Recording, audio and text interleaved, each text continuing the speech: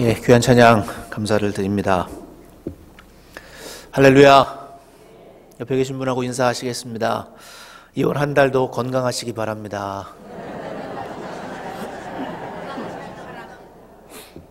2월 첫날인데요. 오늘 수요예배에 오신 여러분들을 축복합니다. 2월 한 달 건강하시고 주님과 동행하시는 귀한 한 달 되시기를 주님의 이름으로 축원합니다. 한 번 더 인사하시겠습니다. 당신은 하나님의 자녀입니다. 아멘.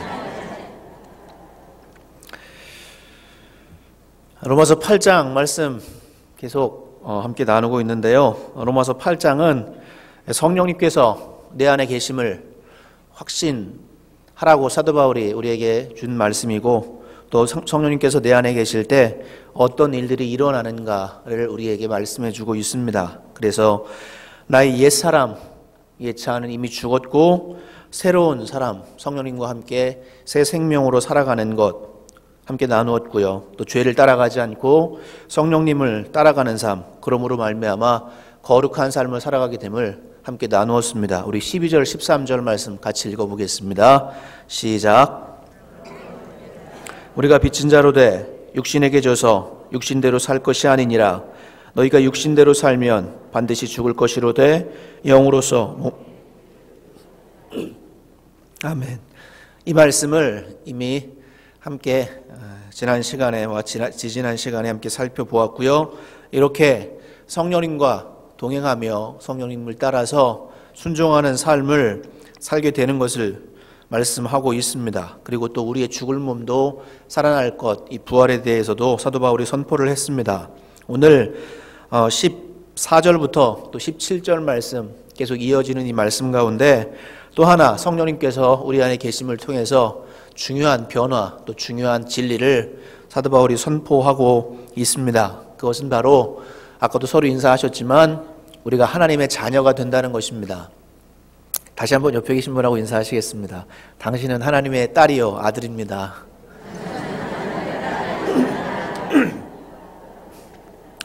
여러분이 하나님의 딸 되시고 아들 되심을 믿으십니까?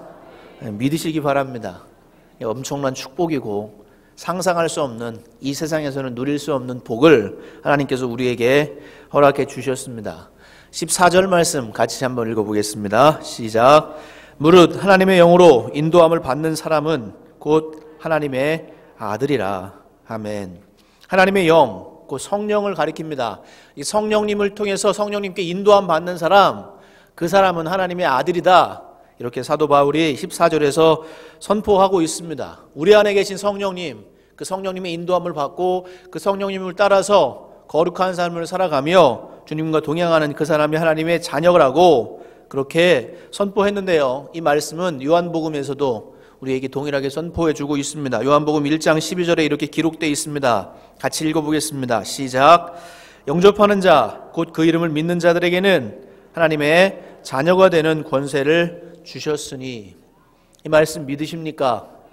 예수님을 영접하는 사람, 예수님을 믿고 영접하는 그 사람, 하나님의 자녀가 되는 권세를 이미 우리에게 하나님께서 허락해 주셨습니다.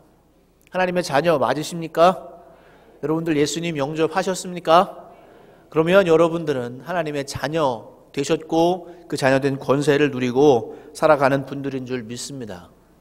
처음부터 우리가 하나님의 자녀가 된 것이 아니었습니다. 하나님의 자녀가 되기 전에 우리는 예수님을 영접하기 전에, 예수님을 알지 못하기 전에 우리는 죄의 종이었습니다. 로마서 말씀에서 계속 우리가 살펴보았는데요. 6장 17절에 이렇게 기록되어 있습니다. 하나님께 감사하리로다.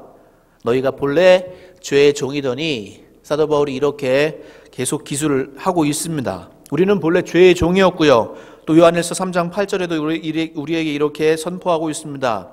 죄를 짓는 자는 마귀에게 속하나니 마귀는 처음부터 범죄함이라. 하나님의 아들이 나타나신 것은 마귀의 일을 멸하려 하심이라. 죄의 종이었고요. 죄를 지은 우리들은 모두가 마귀의 종이었습니다. 그렇게 죄의 종이고 마귀의 종으로 그 마귀에게 붙들려서 저주받은 인생으로 괴로워하며 두려워하며 심판을 두려워하고 그렇게 살아가던 존재들이 바로 우리들이었는데, 그런데 예수님께서 그런 우리들, 죄의 종이요 마귀의 종인 우리들을 구원하시고자 이 땅에 오시고 십자가를 통해서 우리의 죄를 모두 용서해 주시고 처리해 주셨습니다. 그 예수님을 믿고 그 예수님을 마음에 영접한 사람 어느 누구든지 예외 없이 하나님의 자녀가 되는 줄 믿습니다. 이미 여러분들은, 저와 여러분들은 그 예수님을 영접한 사람들이요,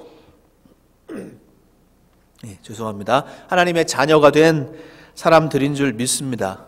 이 예수님의 영이신 성령님께서 우리 안에 계시고 그 성령님이 계시는 모든 사람들, 그 성령님의 인도함을 받는 모든 사람들 하나님의 자녀라고 14절에서 우리에게 말씀해 주고 있습니다. 이 하나님의 자녀가 된다는 것은 엄청난 변화입니다. 그저 그냥 대충 변화하는 것이 아니라 우리의 신분이 변화된 거고요, 우리의 존재가 변화된 겁니다. 종의 신분, 어떤 종이었냐? 죄의 종이었고 마귀의 종이었던 그 신분이 바뀌어서 하나님의 자녀로 거듭나게 된 것이고, 또 하나 우리의 존재가 변화되는 놀라운 변화요, 엄청난 복음의 역사입니다. 오늘 우리가 하나님의 자녀라는 사실을 두 가지 측면에서 함께 살펴보면서 말씀을 통해서 은혜를 나누고 순종하는 시간 되기를 소망합니다. 첫 번째, 우리가 하나님의 자녀인데 어떤 측면에서 하나님의 자녀냐? 저를 한번 따라해 보시겠습니까? 관계적인 측면에서 하나님의 자녀입니다. 다시 한번 저를 따라해 주십시오. 무서움이 아니라 친밀함과 자유함으로. 아멘. 이 말씀을 꼭 기억하시기를 부탁을 드리겠습니다. 15절 말씀 같이 읽어보겠습니다. 시작. 무서워하는 종의 영을 받지 아니하고 양자의 영을 받았으므로 우리가 아빠 아버지라고 부르시느니라. 아멘.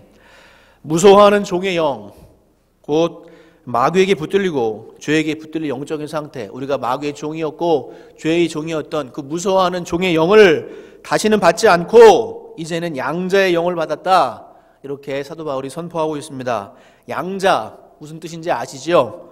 헬라어로는 휘오데시아라고 그렇게 말을 하는데요, 친자식이 아닌 다른 아들이나 다른 딸을 내 자식으로 삼는 것, 이것이 양자로 삼고 양녀로 삼는 것이라 그렇게 알고 있습니다. 그런데 여기서 말하는 이 양자의 개념을 우리가 좀 더 살펴볼 필요가 있는데요, 우리나라 사람들은, 우리나라에서도 그런 양자의 개념을 많이 사용하고 있지만 우리나라 사람들은 이 양자라고 생각하면 일단 인식적으로 친자식보다는 좀 못한 느낌을 갖게 됩니다. 좀 뭔가 거리가 멀고 좀 아닌 것 같은 그런 느낌을 갖게 됩니다. 그러나 그 당시에 로마 시대 또 유대인들에게 있어서 이 양자라는 개념은 친자식과 다름없는 개념이었습니다. 1세기경에 로마에서 입양된 아들, 이 입양된 아들은 그 입양한 아버지가 자신의 이름을 후세에 남기기 위해서, 보존하기 위해서 양자로 입양했고요, 또 자신의 재산이나 유산, 자신의 지위 이런 것들을 상속하기 위해서 양자로 입양했습니다. 의도적으로 선택한 아들, 이런 아들을 양자라고 말을 합니다. 그래서 한 푼도, 털끝만큼도 다른 자기의 친자식보다도 못한 느낌이 아니라 오히려 동일한 권리, 동일한 지위, 동일한 입장에서 아들의 권리를 누릴 수 있는 사람, 이 사람이 바로 양자입니다. 우리는 죄의 종이었고 본래 마귀의 종이었지만 하나님께서 우리를 너는 내 아들이라고, 너는 내 딸이라고 그렇게 양자로, 양녀로 입적해 주셨는데, 입양해 주셨는데, 그런데 그것이 친자식보다 못한 자식이 아니라 오히려 친자식과 동일한 은혜를 누리는, 그렇게 하나님이 우리를 사랑하시고 우리를 붙잡아 주시고 우리를 인도하시는 그 지위를 우리가 얻었다는 뜻입니다. 죄의 종이었던 우리가 양자의 영을 받아서 하나님을 아빠 아버지라고 부르짖을 수 있게 되었다, 이렇게 선포하고 있습니다. 하나님이 우리를 홀대하시지 않고, 하나님이 우리를 업신여기시지 않고 우리가 하나님을 아버지라고 자신 있게 아빠라고 부를 수 있는 그런 권리를 우리에게 허락해 주셨습니다. 여기서 말하는 이 아빠라는 단어는 아람어입니다. 예수님께서 사용하시던 언어가 이 아람어인데, 이 아람어로 아빠라는 단어는 똑같습니다. 아빠입니다. 그래서 친근한 표현입니다. 우리 말로 어린 아이들이 아빠에게 아빠라고 부르듯이 그렇게 아람어의 아빠가 똑같은 뜻인데 친근한 표현의 이 아빠라는 의미이고요, 아버지라는 뜻은 헬라어로 쓰였는데 파테르라는 단어입니다. 동일하게 공식적이고 격식을 갖춘 의미로서의 아버지를 의미합니다. 그래서 이 두 가지 단어를 다 사용한 사도 바울의 의미는 하나님은 위엄을 갖추시고 지위를 갖추시고 자격을 갖추신 아버지의 근엄한 모습만 있으신 것이 아니라 친근하고 마음 놓고 그 아빠의 품에 안기고 마음껏 이야기하고 부탁할 수 있고 교제할 수 있는 그런 아빠로서 우리를 품어주시고 우리를 인도하시고 우리를 자식으로 인정해 주신다는 뜻입니다. 믿으십니까? 저를 한번 따라해 보시겠습니까? 하나님 아빠. 네. 기도하실 때 그렇게 기도하시기 바랍니다. 공적인 자리에서는 아버지라고 기도하실지 모르겠지만 하나님을 근엄하게 아버님, 아버지 이렇게 부르실 필요 없고요. 그냥 아빠라고 부르시면 됩니다. 다시 한번 따라해 보시겠습니까? 하나님 아빠. 옆에 계신 분하고 인사하시겠습니다. 하나님은 당신의 아빠이십니다.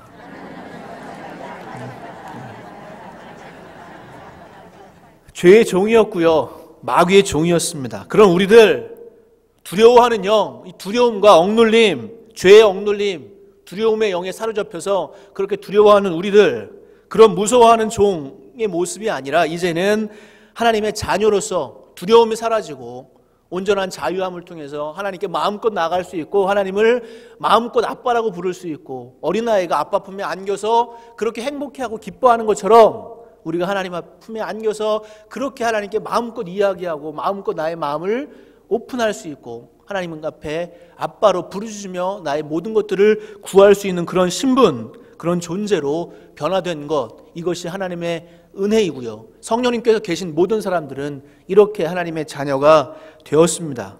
죄로부터, 마귀로부터 자유케 되었고 해방되었고 무서워하는 종의 영, 무서워하는 모습이 아니라 이제는 자유로운 모습, 이제는 하나님과 친밀한 모습, 행복한 모습으로 주님 앞에 설 수 있게 되었습니다.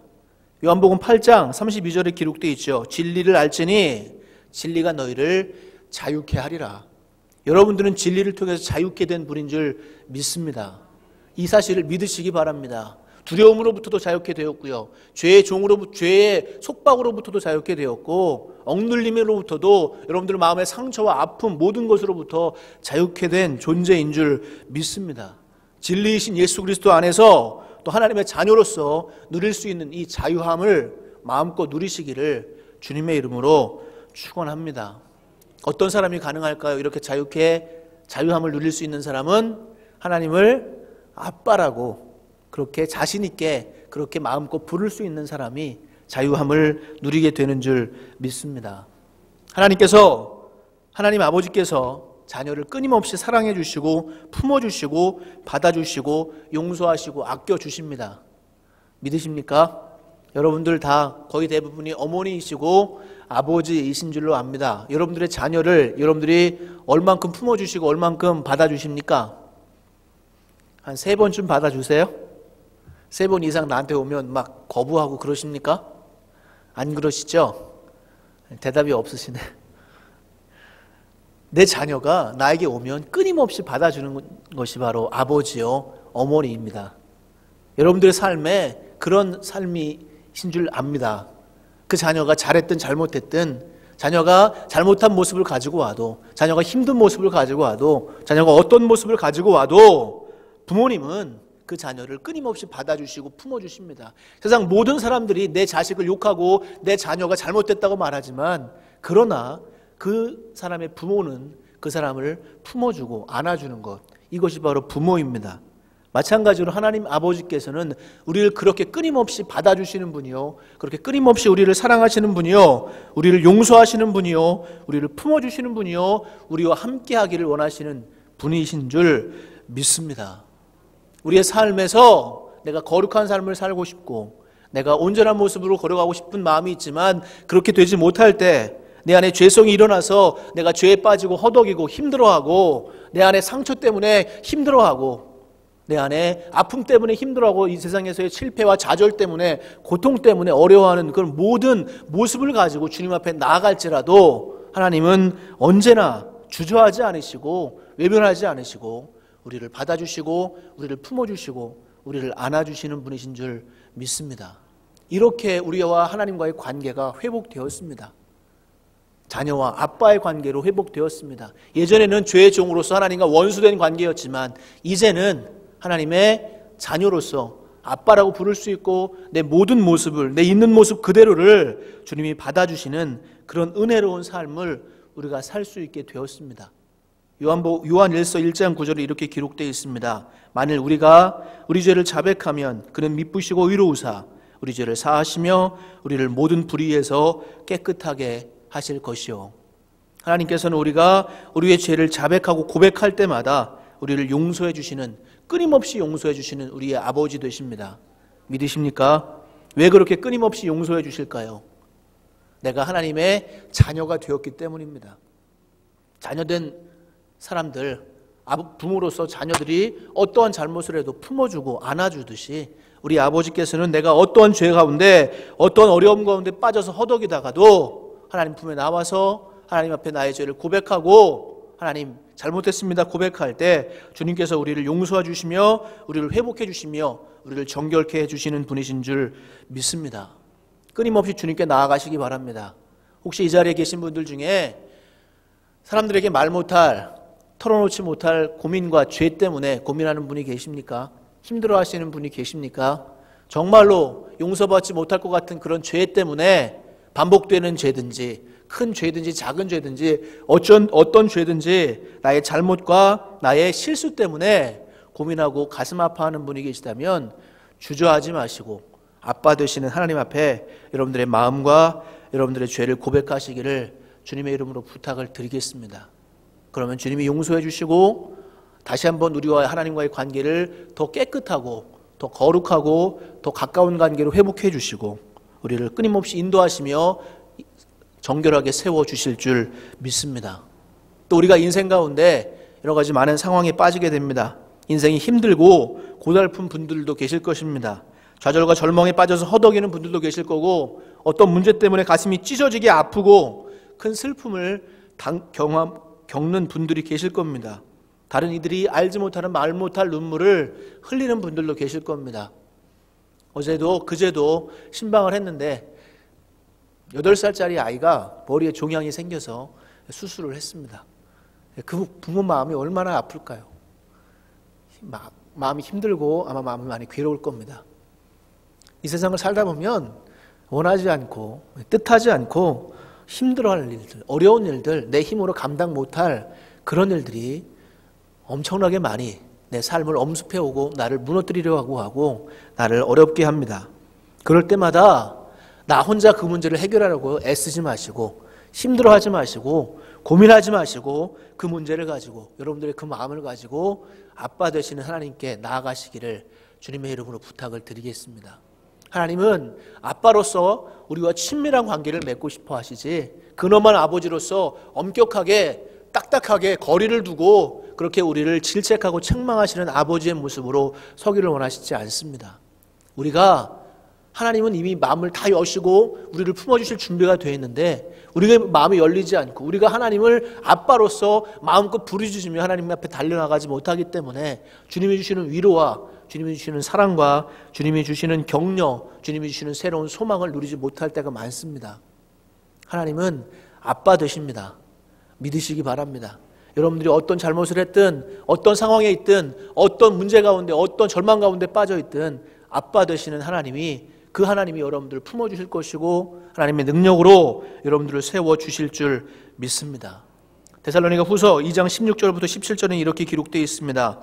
주 예수 그리스도와 우리를 사랑하시고 영원한 위로와 좋은 소망을 은혜로 주신 하나님 우리 아버지께서 너희 마음을 위로하시고 모든 선한 일과 말에 굳건하게 하시기를 원하노라.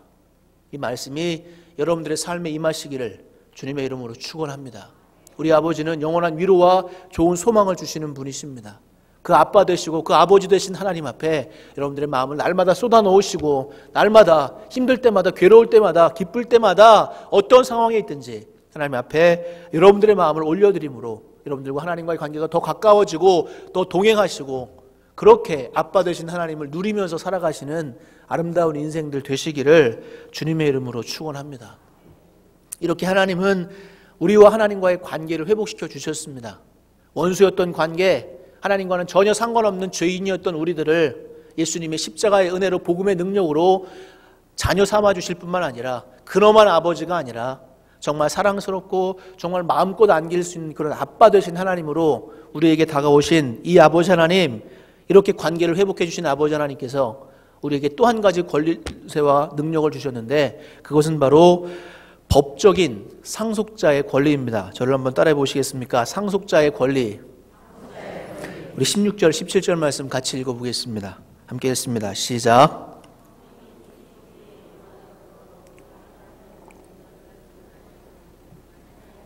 상속자, 곧 하나님의 상속자요, 그리스도와 함께한 상속자니 우리가 그와 함께 영광을 받기 위하여 고난도 함께 받아야 할 것이니라. 아멘. 저를 따라 보시겠습니까? 하나님은 나를 상속자로 세우셨다. 자식이 부모의 모든 것을 물려받게 됩니다. 재산도 물려받고요, 집도 물려받고 땅도 물려받고 가문의 중요한 것들 물려받습니다. 여러분들도 여러분들의 자녀들에게 많은 것 물려주시기를 원하시지요? 할렐루야. 물려주지 않으시겠어요? 뭐 물려주시든 안 물려주시든 상관은 없는데, 자식은 여러분들의 모든 것을 물려받을 권리가 있습니다. 법적인 권리가 있어요. 법적인 상속인이라는 말도 있듯이 법적인 권리가 있습니다. 아버지의 신분이 어떠냐에 따라서 아들의 신분도 결정되는 경우가 많습니다. 지금 시대도 그런 것 같습니다. 아무리 지금 시대가 뭐 계급이 사라진 시대다, 아무리 자유롭고 평등한 시대다 말하지만, 아버지가 어떤 위치에 있고 어느 정도의 재력이냐, 어느 정도의 신분이 있냐에 따라서 그 아들의 신분과 위치도 결정이 되는 경우가 많은 것 같아요. 또 아버지가 귀족이고 왕이면 그 자녀 또한 당연하게 자연스럽게 귀족이 되고 왕이 되는 그런 삶으로 또 그렇게 상속받아서 인생을 살아갑니다. 그런 권리를 누리고요, 권세를 누립니다. 이게 바로 상속자입니다. 아버지가 가지고 있는 것을 받을 수 있는 권리, 이 상속자의 권리를 우리에게 주셨습니다. 그러면 이 하나님 아버지는 어떤 분이십니까? 하나님 아버지는 온 우주 만물의 창조주이십니다. 믿으십니까? 전지전능하신 분인 거 알고 계십니까? 하나님의 권세가 얼만큼이라고 생각을 하십니까? 하나님의 권세가 요만큼이라고 생각하세요? 그렇지 않습니다. 우리의 생각, 우리의 마음, 우리의 능력으로는 상상할 수 없는 권세와 권능과 능력을 소유하신 그런 창조주 하나님이신 줄 믿습니다. 그 하나님께서 누구시라고요? 여러분들의 아버지이십니다. 이 사실을 반드시 기억하시기를 주님의 이름으로 축원합니다. 그러면 아버지 되시는 하나님께서 가지고 계신 모든 권리, 권세, 능력, 모든 소유를 우리가 받아 누릴 수 있게 됩니다. 그것이 바로 오늘 17절에서 말하는 상속자입니다. 여러분들이 하나님의 그 능력과 하나님의 권세를 사용하시는 상속자가 되시기를 주님의 이름으로 축원합니다. 아들인데, 딸인데, 자녀인데, 아버지는 어마어마한 능력이 있고 재력가인데, 아들 되고 딸 된 그 자식이 아버지의 그 능력을 알지 못하고 그저 비리비리하게, 그저 거지같이 남에게 구걸하면서 그렇게 살아간다면 아버지 마음이 어떨까요? 얼마나 아프겠습니까? 내가 다 해줄 능력이 있고, 내가 다 해줄 권리가 있고, 권세가 있고, 어마어마한 능력을 가지고 있는 아버지가 아들이 그렇게 다른 사람들 눈치 보면서 그렇게 얻어먹으면서 그렇게 인생에서 힘들게 살아간다면 그 아버지의 마음이 어떻겠습니까? 하나님 아버지께서 우리를 바라보실 때 하나님이 가지고 계신 권리와 능력과 모든 것을 사용하기를 원하시는데, 자식된 자녀된 우리들이 하나님의 능력을 알지 못하고 그렇게 이 세상에서 세상 눈치 보면서 사람들 눈치 보면서 그렇게 힘들게 어렵게 그렇게 바보같이 살아간다면, 그럼 하나님의 마음이 얼마나 아프고 얼마나 괴로우시겠습니까? 하나님께서 가지고 계신 그 능력과 권세를 반드시 여러분들 것으로 만드시고 소유하시고 그렇게 살아가시기를 주님의 이름으로 축원합니다. 영적인 권세를 주님께서 우리에게 주셨습니다. 마귀를 꺾을 수 있는 권세를 주셨고, 죄를 이길 수 있는 권세를 주셨고, 또 우리가 기도하면 우리 기도 하나님께서 외면하지 않으시고 들으시고 응답하시는 권리와 능력을 우리에게 허락해 주셨습니다. 천국을 소유할 수 있는 능력도 우리에게 허락해 주셨습니다. 자부심을 가지시기 바랍니다. 가슴을 피시고 담대하게 이 세상에서 하나님의 권세로, 하나님의 능력으로 이 세상과 싸워서 승리하시는 삶을 살아가시기를 주님의 이름으로 축원합니다. 특별히 죄에게 지지 마십시오. 마귀에게 지지 마십시오.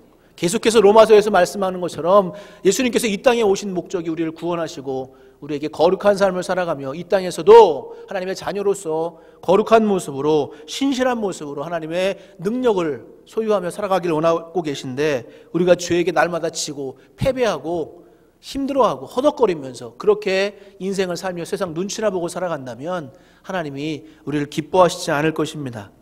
야고보서 4장 7절에서 우리에게 이렇게 말씀해 주고 있습니다. 그런즉 너희는 하나님께 복종할지어다. 마귀를 대적하라. 그리하면 너희를 피하리라. 하나님께서 우리에게 이미 마귀를 꺾을 수 있는 권세를 주셨습니다. 마귀를 무서워하지 마시고 죄를 두려워하지 마시고 마귀를 대적하시기를 주님의 이름으로 축원합니다. 그러면 여러분들의 삶이 죄를 이기고 거룩한 삶으로 아름답게 세워질 줄 믿습니다. 예수 그리스도의 이름의 능력의 권세를 여러분들이 사용하시기를 바랍니다. 누가복음에도 이렇게 기록하고 있습니다. 10장 17절 18절에 70인이 기뻐 돌아와 가로되 주여 주의 이름으로 귀신들도 우리에게 항복하도이다. 예수께서 이르시되 사단이 하늘로서 번개같이 떨어지는 것을 내가 보았노라. 여러분들의 삶이 이 70명의 제자처럼 그렇게 하나님의 권세와 능력을 받아서 그것을 사용할 수 있는 아름다운 삶이 되시기를 주님의 이름으로 축원합니다. 영적인 권세만이 아니라 이 땅에서도 하나님께서 여러분들의 삶을 세워주시고 여러분들의 건강을 회복시켜주시고 여러분들의 앞길 위에 하나님께 순종하며 주의 사명을 감당하기를 소원하며 기도하며 나아가는 여러분들의 삶을 이끌어 주실 줄 믿습니다. 하나님은 우리가 복을 누리며 살아가기를 원하시지, 하나님은 우리가 맨날 힘들어하면서 슬퍼하면서 찌질이같이 살아가기를 원하시지 않습니다. 여러분들 하나님의 복과 은혜 가운데 아름답게 세워주시기를 바랍니다. 가장 먼저 우리가 받을 수 있는 복, 구원의 복이요, 이 영적인 복이 회복되었을 때 우리의 삶에 일어나는 모든 문제들도, 또 세세한 것, 구체적인 것까지도 하나님께서 알려주시며 인도하시며 붙잡아 주실 줄 믿습니다. 또 하나, 우리가 상속자로서 하나님 앞에서 행해야 할 일들이 있습니다. 다시 한번 17절 말씀 함께 읽어보겠습니다. 시작.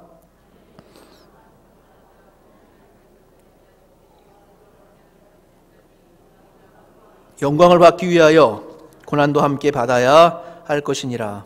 아멘. 우리가 그리스도와 함께 영광을 받으려면 그와 함께 고난을 받아야 합니다.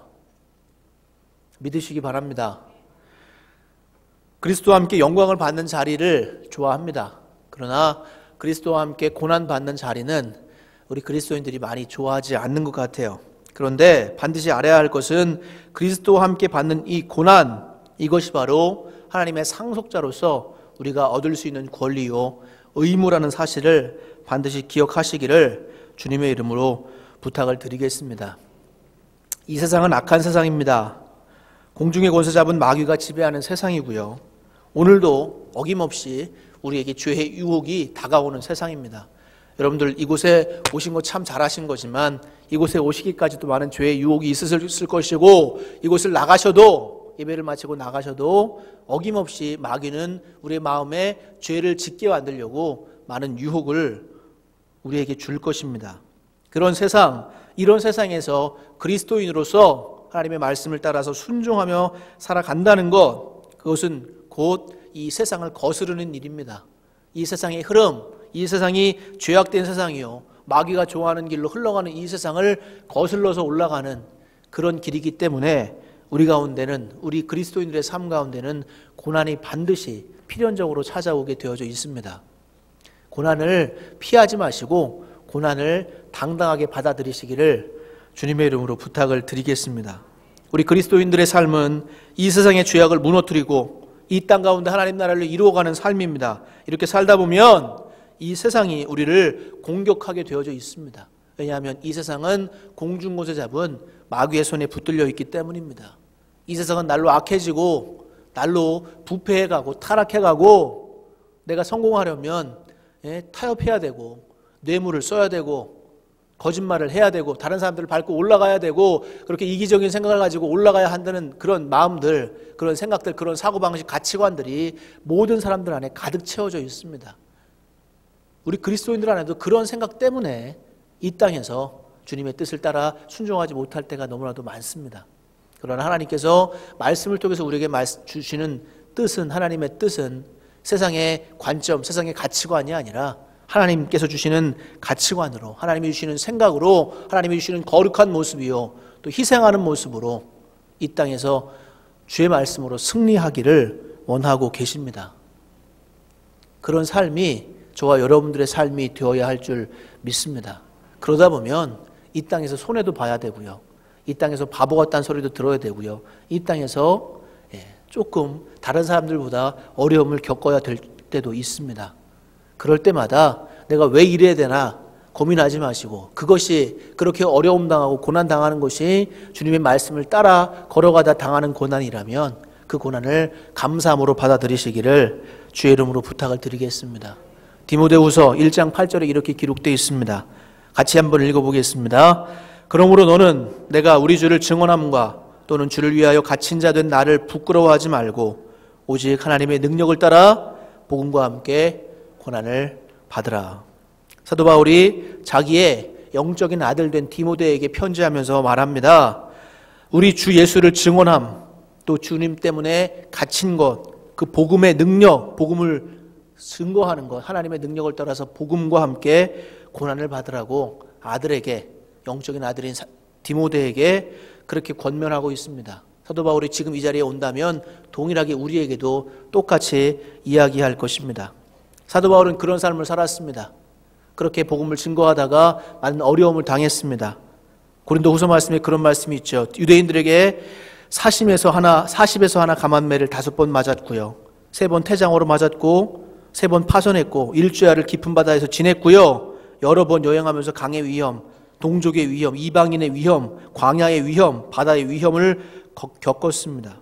여러 번 자지 못하고 줄이고 목마르는 삶을 사도 바울은 살았습니다. 왜냐하면 그가 그렇게 소중하게 여기고 하나님이 원하시는 복음을 증거하려고 하다가 그런 일들을 당했습니다.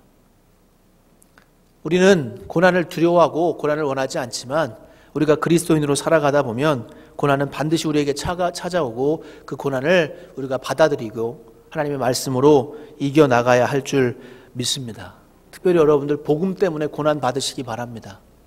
우리가 열심히 전도하자고 섬김과 전도로 날마다 부흥하는 교회가 우리 올해의 주제인데, 복음을 증거하다 보면, 섬기다 보면, 전도하다 보면 고난을 받을 수밖에 없습니다. 그럴 때 주저하지 마시고 포기하지 마시고 끝까지 섬기시고 끝까지 복음을 전하시기를 주님의 이름으로 부탁을 드리겠습니다. 그러면 하나님께서 이런 복을 주신다고 하셨습니다. 마태복음에 이렇게 기록되어 있습니다. 의를 위하여 박해를 받는 자는 복이 있나니 천국이 그들의 것임이라. 나로 말미암아 너희를 욕하고 박해하고 거짓으로 너희를 거슬러 모든 악한 말을 할 때에는 너희에게 복이 있나니 기뻐하고 즐거워하라. 하늘에서 너희 상이 큼이라. 너희 전에 있던 선지자들도 이같이 박해하였느니라. 의를 위해서, 하나님을 위해서, 복음을 위해서 박해를 받는 자들, 천국을 소유한 자들이요, 하나님을 유업으로, 하나님 자신이 우리의 유업이 되셔서 우리를 인도해 가시는 복된 삶을 살아가게 될 줄 믿습니다. 하나님의 자녀 맞으십니까? 다시 한번 옆에 계신 분하고 인사하시겠습니다. 당신 하나님의 자녀이십니다. 하나님의 자녀이시라면 아빠 되시는 그 하나님과 동행하시고 그 하나님과 더 가까워지시고 친밀해지시기를 주님의 이름으로 부탁을 드리겠습니다. 여러분들의 마음을 숨김없이 모두 쏟아놓으시고 하나님으로부터 위로받으시고 격려받으시고 하나님의 사랑을 충만히 받으시고 하나님이 주시는 소망 가운데 세워주시기를 간절히 바랍니다. 또한 하나님의 자녀로서 상속자로서 예수 그리스도의 권세로 말미암아 이 땅에서 마귀를 물리치며 여러분들이 서 있는 자리가 거룩한 자리, 복된 자리가 되시기를 주의 이름으로 축원합니다. 마지막으로 하나님의 자녀로서 복음을 위해서 고난을 받으시며 여러분들 때문에 복음이 이 땅 가운데 전해지고 잃어버린 영혼들이 주님께 돌아오는 아름다운 역사가 충만하게 나타나는 복된 삶, 하나님이 인정하시는 삶, 하나님이 천국을 주시며 이 땅 가운데서 하나님의 놀라운 복을 허락해 주시는 그런 귀한 은혜의 삶이 되시기를 주님의 이름으로 축원합니다. 기도하겠습니다. 하나님, 우리가 하나님의 자녀임을 믿습니다. 이 사실을 잊지 않게 하여 주시옵소서. 하나님을 아빠라고 부를 수 있는 저희들 되게 도와주시고 우리의 마음을 쏟아놓게 하시고 주님이 주시는 위로와 격려 받게 하여 주시고 상속자로서 영적인 권세와 영적인 능력을 충만히 받아서 이 땅 가운데서 승리하며 마귀의 권세를 꺾으며 거룩한 삶으로 살아가게 도와주시옵소서. 복음을 위해서 고난받는 주님의 자녀들 되게 도와주시옵소서. 그러므로 말미암아 우리를 통해서 주의 복음이 확장되고 하나님 나라가 이루어지며 하나님의 뜻이 세워지는 귀한 역사 귀하게 이루어주시고 우리 교회의 비전 2020이 아름답게 이루어지는 귀한 은혜가 우리들의 순종을 통해서 이루어지게 하여 주시옵소서. 감사하며 예수님의 이름으로 기도드리옵나이다. 아멘.